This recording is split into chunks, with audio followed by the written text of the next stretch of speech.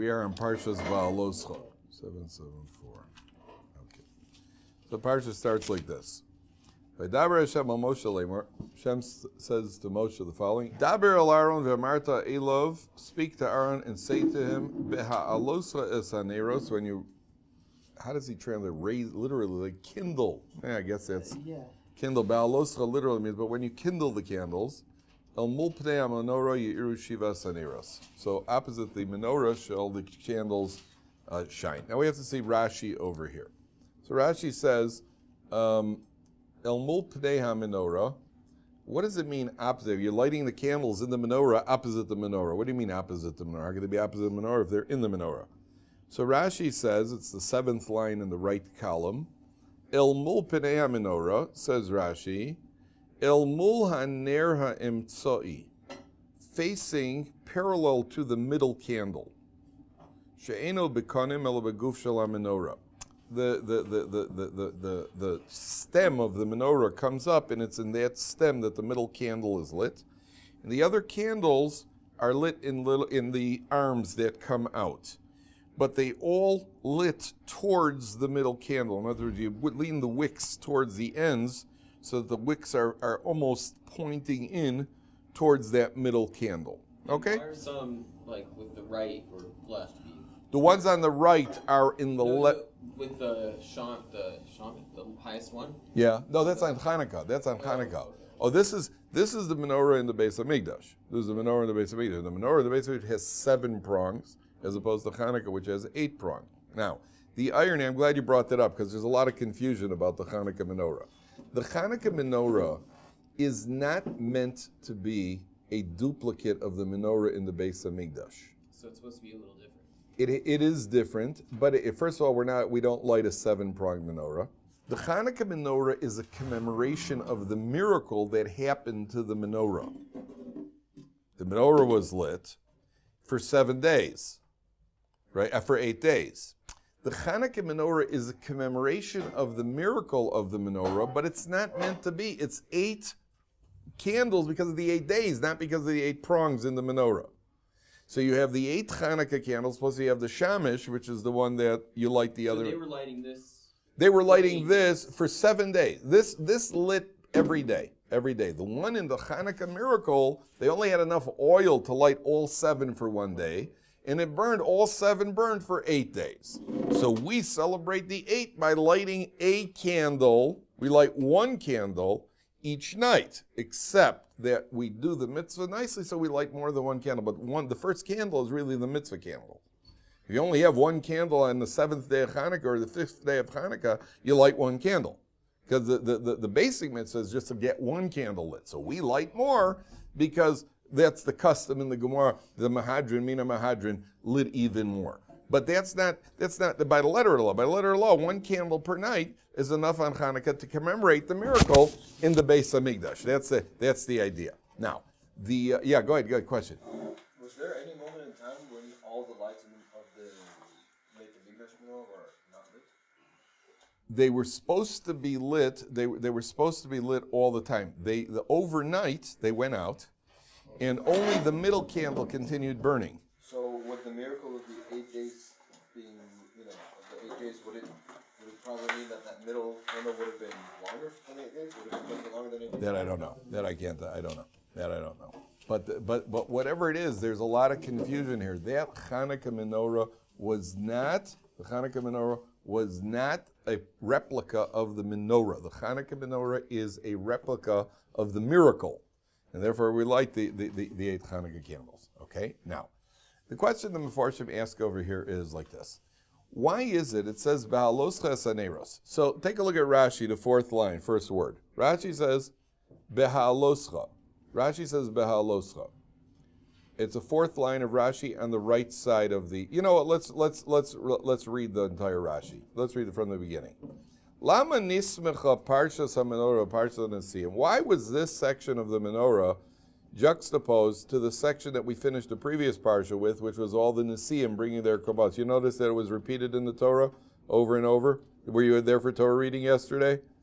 If you were in Torah reading yesterday, did you notice that the Torah describes the gifts that the Nesiim brought to the Mishkan, and each one brought the same exact gifts, takes five, and it repeats each one over and over and over. So the question, before we even go on to this, let's just, once we're on the topic, let's get that clear. So it's one of the enchanting answers that I've seen in Torah. It's a very enchanting idea. You got a Nasi, each Nasi brings the identical thing, and the Torah takes 5 psukim to describe each one of them. And you read all 60 of it. You read 12 Nesiim, 60 psukim, and boom, boom, boom. You keep reading and reading and reading it over and over and over. And the ironic thing is that if I would test you on what they brought, even after hearing it 12 times, we still wouldn't know. But okay, so the Nesiim, everybody complains, well, we read that already. Yeah, so you know all about it, right? And we still don't know. Okay, so why does the Torah repeat it over and over and over again? So I heard 3 different answers to it. Answer number 1 is, imagine somebody giving a donation to a shul. I put up a plaque, right? Binyamin gave 5,000. Right. Imagine I put up a plaque. I said, Binyamin gave $5,000 to the shul. I got Binyamin's name, $5,000. Then I write Yisrael's name, and right after Yisrael, I wrote ditto. And Yisrael comes and says, hey, I ain't no ditto. I want everything. Binyamin got 6 lines over there. I want 6 lines on the plaque. Why do you give me a ditto over here? Nobody wants a ditto, number 1. Each one is an individual donation, number 1. Number 2, the Mefarshim say that although they were identical donations, each one came up with it individually. Each one thought of it and put different kavanas into his donation differently. Same donation, but each one had a different intent with it. So a different intent is a different donation. Number 3, somebody once pointed out that if you're ever looking for proof, not that we need proof, but and I think it's even more tongue-in-cheek, if you're ever looking for proof that Torah wasn't written by man, this is the proof. Because no human being would go and write out the same thing over and over. A human being writing the Torah would say, the Nasi of Ruvain brought this, the Nasi of Shimon brought the same thing. He wouldn't sit there with his quill, dipping it in and writing another 60 lines. He's got enough to write. Okay, so again, tongue-in-cheek. But here, what we want to emphasize is each one brings his own, and it's his own kavana. Comes along the Torah. The Torah says, Beha'alotcha saneros. So Rashi says, why is this section placed next to the section of the Nesiim? Now look at what Rashi says. Lefisha kishera Aaron Chanukas HaNesiim. When Aaron saw the gift that the Nesiim brought, Chol shadaito. Chol shadaito means he became saddened, he became depressed. Shelo haya imam b'Chanukah lohu v'lo shifto. Neither he nor his tribe of Kohanim, of Levi, were in the giving of the gifts, so that they also wanted to contribute. Amar lo HaKadosh Baruch Hu, Hashem said to him, Chayecha. Chayecha means by your life. It's a vow, an oath. Shelcha gidola b'shelahem. Yours is going to be greater than theirs. The portion you're involved with is going to be greater than theirs. She'ata madlik u'meiti v'saneros. You are going to light and arrange the candles in the menorah.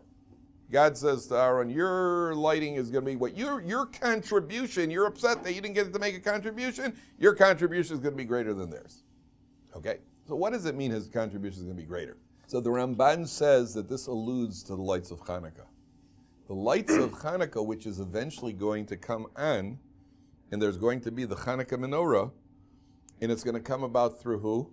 The Kohanim. And it's going to be something that continues even when there's no Beis HaMikdash. So when there's a Beis HaMikdash, when there's a Mishkan, where there's a Beis HaMikdash, their contribution is given. The contribution of the Nesiim plays a part. You, Aaron, you're going to light the Neros. And you know what's going to continue from this? The lights of Hanukkah are going to, and that's going to be a mitzvah that's going to come through your descendants, and it's going to be a mitzvah that's going to exist among the Jewish people, even when there's no Beis HaMikdash. That's why we light Hanukkah menorahs nowadays, and there is no Beis HaMikdash.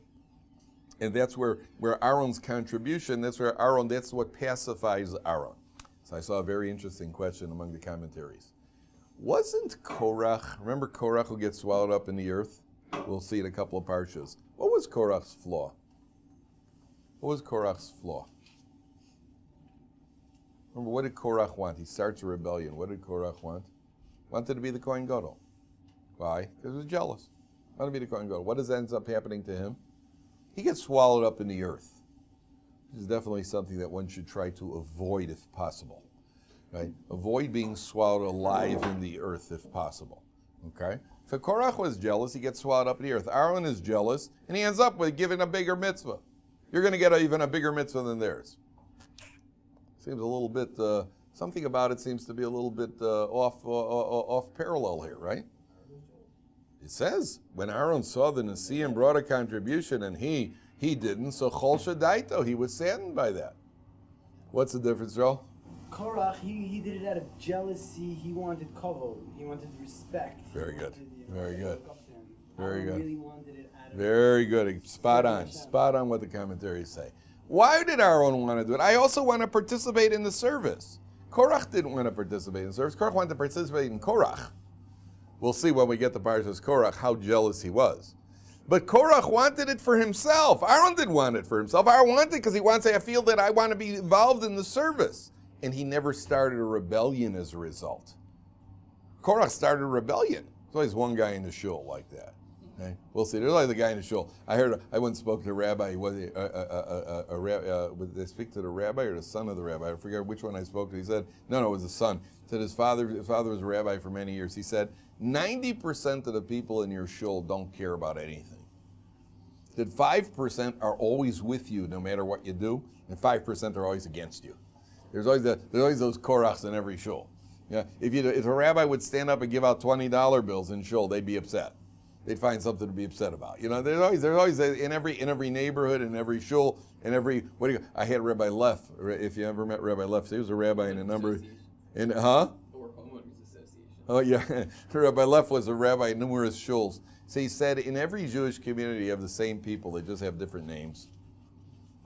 There's always the one guy. There's always the community mishuganer. There's the one guy who loves the rabbi. There's the one guy who hates the rabbi. There's the one guy who's the macher in the shul. There's always every community has the same people. They just got different names. There's always the one guy who sits up front and refuses to talk during davening. There's always the one old guy who's in charge of the kiddushes and he speaks with a Yiddish accent.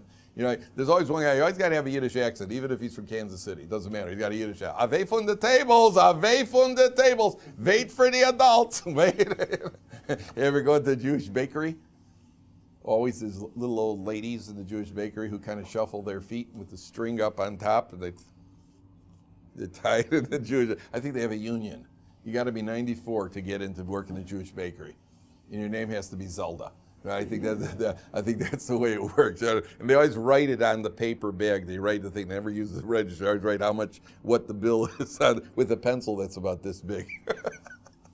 I think it's a union. So is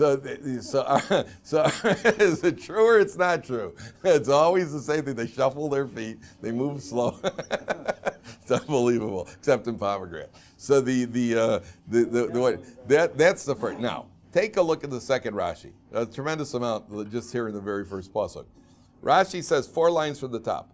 Beha'alotcha, when you raise up the candles, the art scroll translated as kindle. But literally the word means you raise them up because the flame goes up. Al shem shehala'av ola, because the flame rises, ksiv bad lakoson loshon aliyah. Therefore, when you light the candles, it uses an expression of rising up. Shetzorich lahadlik, you have to light it. Ad shetaheya shal heves ola meileh. You have to light it and keep the light there until you're sure the flame is rising on its own. Okay? First idea. Second idea, va'od darshu rabosenu. It also, the Gemara determines based on Beha'alotcha. Mikan, from here we see, shemala haisa lifnei menorah. There were steps in front of the menorah. She'aleha koin omedu meitiv. It is on these steps. There were 3 steps in front of the menorah. The kohen went up on these steps in that way, and then he would fix up the wicks and light them. Okay? Now, the first thing you see over here is that you have to hold the flame to the candle. Ve'alosches aneros. So Moshe Feinstein says, obviously, the menorah refers to Torah. The menorah refers to Torah. And we know that the light represents the light of Torah, specifically Torah Sheba'al Peh, which we'll see in a little while what that means, the oral tradition. And Rabbi Moshe Feinstein says that we see over here the responsibility of somebody who teaches Torah. You're going to light the candles. You're the teacher who's lighting the candles. How long, how much, what level of explanation and what level of devotion must there be until the flame comes up on its own? In other words, when you educate a disciple, when a Rebbe has a disciple, he's teaching him Torah, he has to teach him until the disciple could burn on his own. And don't take away the flame until you know that he's able to light on his own. The Rebbe has a tremendous amount of responsibility when he's teaching Talmidim to make sure to explain it to them, to make sure they understand it, and ultimately in a yeshiva situation where a Talmud is in the Rebbe's shir for a long time, the Rebbe has to make sure that the Talmud is able to grow on his own. Now I know that you've gotten to the point where you're able to stand on your own. Until that point, I can't take away the candle from the flame. Do you know that Rav Gifter was Rosh Yeshiva of Cleveland Tells? And he had a son. There was one of the Talmidim, there was somebody named Rabbi Avram Chaim Foyer. Avram Chaim Foyer became Rabbi Gifter's son-in-law. He married Rabbi Gifter's daughter, following in the rich yeshiva traditions. The Rosh Yeshiva takes one of the top Talmidim for his daughter. He married the daughter, Rabbi Gifter's daughter. So the first Pesach, he came to Rabbi Gifter's home, and the halacha says that a son in the presence of his father is allowed to lean at the Pesach Seder. But a Talmud in the presence of his Rebbe does not lean in the presence. It's not respectful for your Rebbe. You don't lean like that in front of your Rebbe. A son in front of his father, yes. A Talmud in front of his Rebbe, no. So Rabbi Foyer asked Rabbi Gifter, he said this, he once gave a talk here in Or Sameach about Rabbi Gifter, about his father-in-law. So he said to Rabbi Gifter, he said to his father-in-law, okay, you're my Rebbe, but you're also my father, you're my father-in-law. Do I lean at the Pesach Seder or not? So Rabbi Gifter said to him, I love you like a son, but it's better for you to have a Rebbe. Don't lean at the Seder. Yeah. Said, for your benefit, you should have a Rebbe. You should have to have a Rebbe in life. And it's better for you to regard me as a Rebbe. That way, don't lean at the Seder. That's what he said to him. Rabbi Gifter was a very sweet man, by the way. Rabbi Gifter didn't care if he leaned or didn't lean. For your benefit, it's better for you not to lean at the Seder. That's the rule when it comes to a Talmud and a Rebbe. So here, the Torah is alluding to the fact you got to light your Talmidim. You have to light them up. Light them up. It doesn't matter what kind of Talmidim. Gentlemen, if any of you ever go into Jewish outreach or something like that, you have people you're trying to work with, make sure you finish the job. Get them burning on their own. Make sure that don't pull away the flame until you know that candle is rising, number one. Number two, there's an allusion here to man's soul. You ever hear that idea? There's a verse that says, Ner Hashem, God's candle, Nishmas Adam, is man's soul. Our soul is compared to a candle, to a flame. Ner Hashem, God's flame, Nishmas Adam. What's the comparison between our neshama and the flame? Our neshama is compared to a flame. What's the comparison? Comparison is that you look at a flame, the flame flickers, it flickers upwards, right? Our neshama has a natural flicker upwards. We gravitate towards the spiritual realm. The body subdues it. The body, we're in constant conflict with our body. Our soul and our body are in constant conflict. But we instinctively feel, human beings instinctively feel, that there's something higher. There's a higher purpose. There's something higher. That's the flame. Remember I mentioned the idea people travel. When people travel, often people are traveling, young people travel, they're searching for it. Standard procedure in Israel is you grow up secular, go to the Israeli army, and then travel, spend a year traveling the world. Where do they all end up? All the Israelis, where do they all end up? Some are Thailand, Nepal, Tibet. The biggest Seder of the year is where's the biggest Seder here? In Nepal or Tibet is the biggest Pesach Seder. Your Chabad has 2,000 people, most of them Israeli, at the biggest Seder there. What are you looking for? What are you looking for? The answer, why did you go to Tibet? If I was traveling, I'd go to Amsterdam. I go to Amsterdam or I go to Las Vegas. What are you going out to Tibet for? They got no casinos in Tibet. What are you going to Tibet for?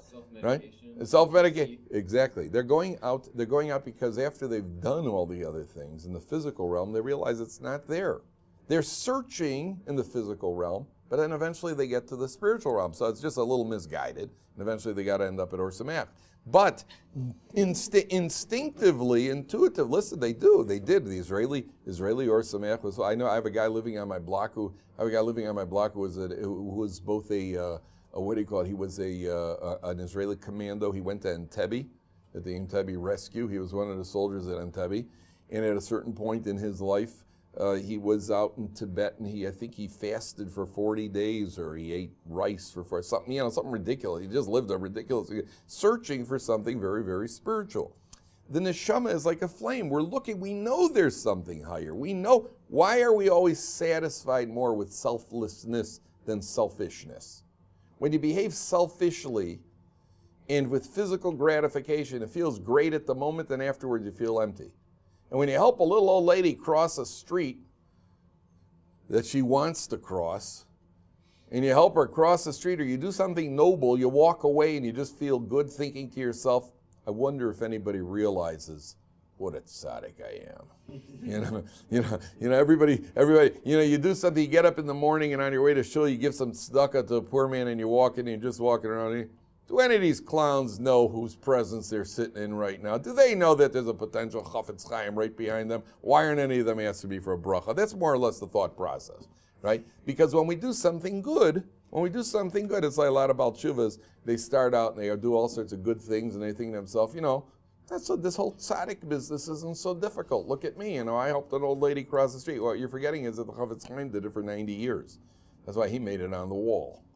Right? That's why his picture is up in the rooms and ours aren't yet. Right? Because the chafetz chaim did it for 90 years. So a guy says, well, Lashon Hara is not so hard. I was at a Shabbos table and they were blabbering away and I didn't say a word. I pretended not to listen. Right, the chafetz chaim did that for 90 years.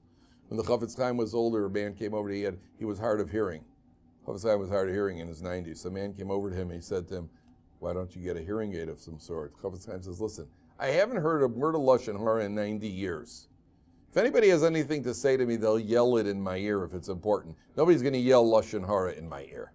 I can do without the hearing device. That's what the Chafetz Chaim said. So a person understands the neshama is searching. Now, even more than that, Rashi says there are 3 steps leading up to the menorah. Now, I want you to understand something. The menorah is 3 amos high. 3 amos is about, let's call 3 amos 16 times 3 is how much is 16 times 3? 16 times 3 is 58 inches, right? Sorry, 48 inches. 48 inches is how much? 4 feet? 48 inches is 4 feet off the ground, right? So menorah is this high.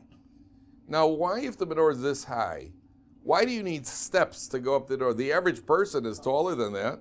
Why does a person need to go? Why does a person need steps in front of the menorah? What do you need steps in front of the menorah for? Was the menorah on ground level?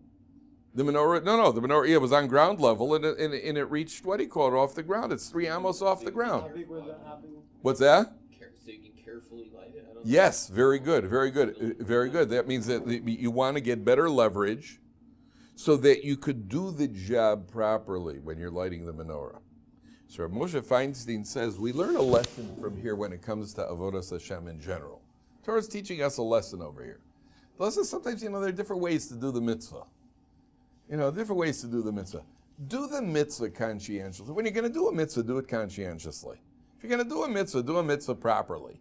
And sometimes we do the mitzvah is just kind of like all right, give me the lulav. Well, boom, boom, boom, boom, boom. Yeah, all right, yeah, go buy a lulav, that sort of thing. Do the mitzvah. Pick out a mitzvah like you're picking out a new camera. Pick out an esrog like you're picking out a new iPod. Right? That's the level of what do you call it. When you're doing a mitzvah, do a mitzvah conscientiously. If you're going to do a good job, do the job right.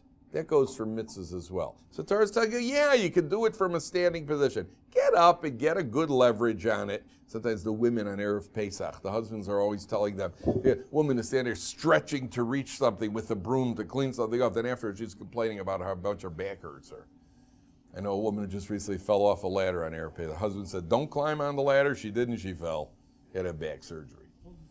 The women are always, do it yourself. The women are always, and they're always wondering why did they fall. I see people, Erev Pesach's not supposed to be like a war zone. You see women limping and with a cast and with a bandage and a splint. I mean, what happened to you? I was cleaning for Pesach. I mean, so what? Where they weren't, it's not like they were Iraqis hiding behind the thing shooting at you. What you'd be injured for? It's because they're always doing things in fancy positions. They're standing on one box on top of another box on top of a little, Negelwasser cup, and they're reaching for something. Next thing you know, they topple over. I want to get somebody to do it for you. So if you're going to do them, do it right. Get the proper leverage, do it right. That's what the Torah is teaching you over here. Okay, now, the next pasuk is really the one we want to get to today. There's a phenomenal idea here. It says like this: Vayas Cain Aaron. Aaron did so. Pasuk Gimel. El mul peneha menorah helaneroseh. Facing the middle prong, he raised up the candles. Kasher Tziva Hashem es Moshe. Anybody have a question on that before we even start? Any questions on Pasuk Gimel? Again, I'll read the Pasuk again. Let's see if you can come up with a question. Vayaz Cain Aaron. Aaron did so. He raised up the candles. Kasher Tziva Hashem Moshe as Moshe. Hashem commanded Moshe. Toward the face. What's that? Toward Toward the face is what he was told to do. That's what the first Pasuk says also. Why isn't he speaking straight to Aaron? The commands come through Moshe. What else? What does the face of the menorah mean? Face of menorah means in towards the middle one. What are you supposed to be facing? Okay, take a look at Rashi. Take a look at Rashi. It's about right in the middle of the right column, a little past the middle of the right column. Probably 17/33 of the way down the page. Vayaz Cain Aaron. Aaron does so. Says Rashi, everybody see it? If you see it, show the person next to you. Vayaz Cain Aaron, you have to see the words inside. Lehagid shivcho shel Aaron. This tells you the praise of Aaron. Shaloshina. He did not veer off of what he was told to do. Any comment? It's because the right and left symbolize two things that's needed for. Any questions on this? Yeah, like everything else he didn't listen to. All right. I mean, wow. We're going to praise Aaron. He didn't veer off of God's instruction. I mean, who are you talking about over here? Who are you talking about over here? What are you so happy? It's not like you're your 15-year-old teenage son when you told him to do something and he actually did it. Yesterday we had 2 sons at home, both who were told that we need to take our chair down to the guy who fixes chairs. Neither of them did it. We'll do it tomorrow morning. It's always with teenage sons. Always, you ask them, could you do this and that? Yeah. And there's no movement. They're sitting on the couch. They're sitting on the couch like a statue. When do you plan on doing it? We need it done now, kid, not when you get back from yeshiva again in 6 months. We need it done now. It's always, yeah. And they're sitting there without any sign of movement or anything else. So what are you talking about Aaron a coin over here? Aaron didn't veer off of what he was told to do. Oh, well, what's going on here? What's going on? What's that? It's a certain amount of repetition, but the repetition is, but why is the Torah emphasized? We're talking about Aaron a coin. Why would he veer off? That's the question the commentaries ask over here. So one of the, and it's lahagid shivcho, praises Aaron that he didn't veer off. So the answer is like this. There are different answers the commentaries say, but I'll tell you a couple of them. The first one is that Rav Schiller told me this. Last year. What does the menorah represent? What does the menorah represent? The menorah represents the oral Torah. The luchos, which are hidden away in the Holy of Holies, that's the written Torah, carved in stone. No room for change, no room for adjustment. They're hidden away over there. What does the menorah represent? The menorah represents the oral Torah. The light shines, it reflects off of the written Torah. You've learned the oral Torah, you've studied Torah. In the oral Torah itself, isn't there room for innovation? Isn't there room for novelty? Is there room for what we call chidush? There's room for chiddush, there's room for innovation. I have an innovative idea about Torah. I have an innovative insight into the Parsha. I have an innovative insight into an idea in Torah. Isn't there creativity in Torah? The danger of creativity is there's a line between innovation and change. Change is conservative. Change is reform. Innovation is within the oral Torah. There's room for us to innovate. But you have to stay on the grid of legitimacy. And once you leave that grid, then you're off into your own thing. Milamed shaloshina, you take an Aaron HaKohen, and Aaron HaKohen is going to do God's service over here with the menorah. Now, when you do the service, there's room, especially in the oral Torah, which the menorah represents, there's room for all sorts of innovation. There's room for all sorts of, where's the line? There's a fine line between innovation and change. There's a fine line between legitimate innovation and change. At the time of Hanukkah, how do you know that the menorah lit? How do you know that the miracle took place? How do we know about the Hanukkah menorah, the miracle that it burned for 8 days? You know how we know? Because the Kohanim told us. Only the Kohanim could go inside the Kodesh to see it happening. We only know about it because the Kohanim told us. Multiple people, not just one. Multiple people, the Kohanim. But not the rest of the people didn't see it. It wasn't like the splitting of the sea where everybody saw it. So how do you know it happened? The answer is, it's oral Torah. We were told that by the Kohanim, and we believe them. That's what oral Torah is. The attack of the Greeks at the time of Hanukkah was against what? Nobody in their right mind would think to attack the written Torah. Why is it that Christianity and Islam are both accept that there was a Torah? There's a New Testament, right? There's a New Testament. Wait, you couldn't come up with something on your own? Couldn't get Spielberg to write you a whole new script? You had to step off of the Old Testament. Why come up with something on your own? What do you got to pick on the New Testament? The answer is everybody knew there was an Old Testament. Nobody denied that. The early Christians they would have been laughed out of the room. But what we did was we said there's a New Testament that builds on the Old Testament. The challenge of all reformers was always nobody ever challenged the written Torah. Everybody knew there's a written Torah. What about the oral Torah? I mean, maybe the rabbis were wrong. Maybe they made a mistake. Oh, that's the foundation of Judaism, is that we believe there's an oral Torah that's been transmitted accurately. Now, within that oral Torah, there's room for hischadshus, but don't change. Malamed shaloshina. Aaron didn't change. He innovated and he was becharish, but you don't change. We stay within the parameters of the game. Like your Schiller gave me the example. Imagine a pitcher throws a pitch. His example. So the batter drops his bat, catches the ball, and starts running around the bases.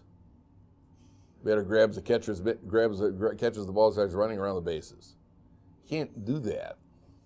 You could bunt, and you could swing, and you could hit line drives. You do anything you want. You can't drop the bat and catch the ball, and run around the bases, because then you're changing the rules of the game.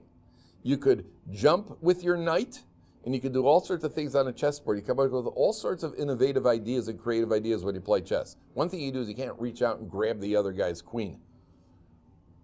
I have been accused of manipulating chessboards when other people weren't looking, which I would like to say isn't true. I can't say it's not. I was once actually playing, this is great. I played a guy in my neighborhood was a chess master.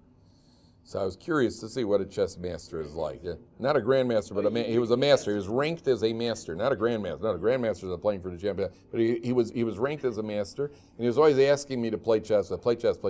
So I play chess like you play chess. So I was curious to see what goes on in the mind of a chess man. So I played, and he would always stretch the games out because he wanted to play. So I remember one game where he did something right at the beginning of the game where he offered me a piece for position. So I, grabbed the piece. Why not? I'm Jewish. If somebody's giving you something free, you take it. Okay, I took the piece, and then I remember from that point what it was like to lose free will. And I remember from that point on exactly what Paro felt like in Mitzrayim, right? Because from that point on, I never did anything by choice on the board. Every single thing I did was a response to something that he did until eventually he checkmated me. So one time we were playing, it was Sukkot. We were playing out in his sukkah.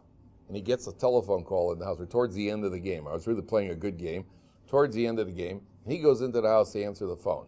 So I took the opportunity to move one of his pawns, one piece. And it was his move, and we're down to like a rook and 3 pawns each. And I took the opportunity to move one of his pawns. So I just remember he comes back to the board, and he's still standing up, and he looks down at the board. He's reaching to move because he's been thinking about it while he reaches to move, and he looks at it and he just goes like that. Now, the last thing he would think is that a holy rabbi like myself would go and actually, tamper with the pawns. Finally, I said to him, Noach, I actually moved that piece. Right? Now, you can't do that. That's change. Innovation is you can come up with a new plan on the board that you can do. You can't change. Now, I had another idea here. This is innovation, not change. It's an interesting coincidence. Aaron HaKohen, what is he known for? What was Aaron HaKohen known for? Love beyond reason. I wouldn't put it that way, love beyond reason. He certainly was the man of peace. He was the Ohev Shalom. Now listen, gentlemen, it's got a very, very, very remarkable little coincidence here.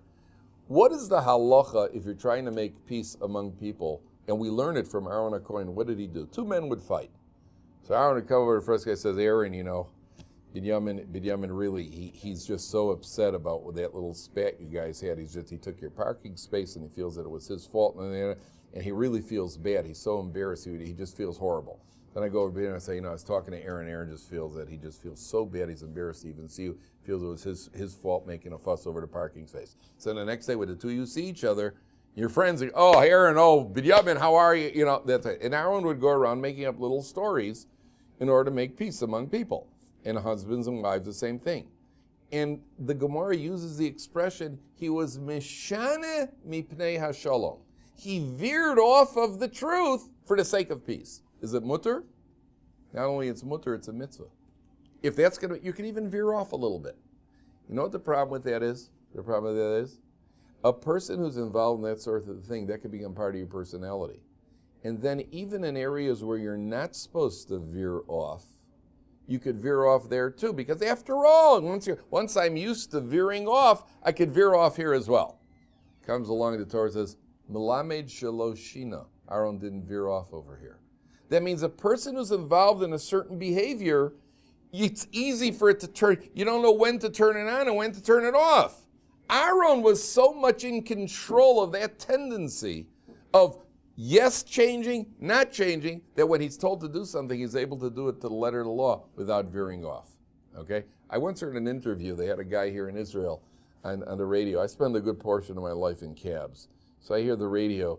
They were interviewing a guy who was the go-between politicians and lawyers. He wasn't a politician, he wasn't a lawyer. I think he was a lawyer, but he wasn't maybe a lawyer. He was the liaison between politicians and lawyers. And he was talking about how much dishonesty there is. So the interviewer says to him, "Can I ask you, did you ever lie?" Or he said to him something like, "How often did you lie?" So the guy says to him, "Let's put it this way. There were certain days when I told the truth." That's what the guy said. There were certain days when I told the truth. It means you get into a certain pattern, and also that becomes part of your personality. You just lie all the time. You just lie because you're a liar. Aaron has the ability, when you need to veer off, you veer off. But what about when you're doing God's service? Don't veer off. He didn't veer off. He didn't veer off. It's got a complete control over their personality. It's like a guy who's a principal in a school.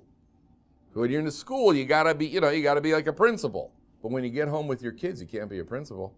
I met a kid at a different yeshiva. Kid's father was a principal. So we were having problems with the kid. So one day, one of the staff members was talking to him and trying to figure out what's bugging you. He's not very conscientious about his studies and that. So the kid said to him, "Could you imagine what it's like growing up in the principal's office?" So the kid said, I met his father. I knew his father. His father was very much a principal personality. And you got to be able to turn that on and turn that off. And if you can't, then you're carrying it over into a realm. That's a very important thing in life. This is not who I am right now. I think that they have I always wonder about army generals, high-ranking army people. How do they manage to stay married? Because, you're used to everybody doing what you say with no back talk whatsoever. What happens with your teenage kid? What happens with your wife? Or it says, "General, could you take the garbage?" Whoa, whoa. General, take the garbage? Yeah, right now you're not a general. Right now you're my husband. Right now you're a buck private. You got to balance. It's not so easy. It's not so easy. You got to balance those. My wife asked me when we first got married to take the garbage. So there's a halacha that you're not allowed to ask a kohen to do mundane things. I'm a kohen. So I said to my wife, how does it look for me, a kohen, to take the garbage? She said to me, how does it look for you, a kohen, to be single? Right? So I took the garbage. Right? And then I asked the halachic authority why I'm allowed to. The halachic authority said to me, listen, the orange peels and eggshells in the garbage do not belong to her. You had some of them too. You're not doing it for her. You're doing it because it's got to be done, and it won't happen until. Same thing happened when I wanted to get a motorcycle. I said, well, how does it look for me to walk everywhere? She said, how does it look for you to be single? That's always the threat. So I walk. I still, to this day, I walk. Actually, when I was 17, my parents bought a motorcycle. When I was 17, my dad came home with a Kawasaki 100. Kawasaki 100. It's a little thing. So I was riding it up and down the alley, 100, not 1,000, 100. It's a little thing. So I was right. Somebody wanted to get rid of it. So it was sitting in our living room, and I would take it out in the alley. I would drive it back and forth. That was in winter. I was supposed to get a license in summer. The little road bikes, right? It's a motorcycle, proper motorcycle. Proper, it's probably, you can get up to 60, 70, 80. No, it's a proper motorcycle. It's just 100. So it's not. It's much bigger than a what's it called? A little. The little toy ones. Yeah. No, what's that thing called that they ride? When you take Not, the a, dunes, Huh? not a scooter. Not, Like a not moped. It's much bigger than a moped. So between winter and summer. not a dirt bike though. No, it was a proper motorcycle. I was going to go for my license, and between winter and summer, I was 17-year-old, between winter and summer, my mother finished nursing school and started working in Chicago Rehab Institute, where she saw 17-year-olds with spinal injuries from motorcycles. And then one day I came home from school, and guess what? The motorcycle be gone. Nobody checked with me. Nobody checked with me when the motorcycle wasn't there. That just wasn't going to happen. So that's you got to know when to turn on, when to turn off. That's the praise. That's the praise of Aaron over here. Okay, this parsha is loaded. Tomorrow we're going to get into more. There's all sorts of stuff.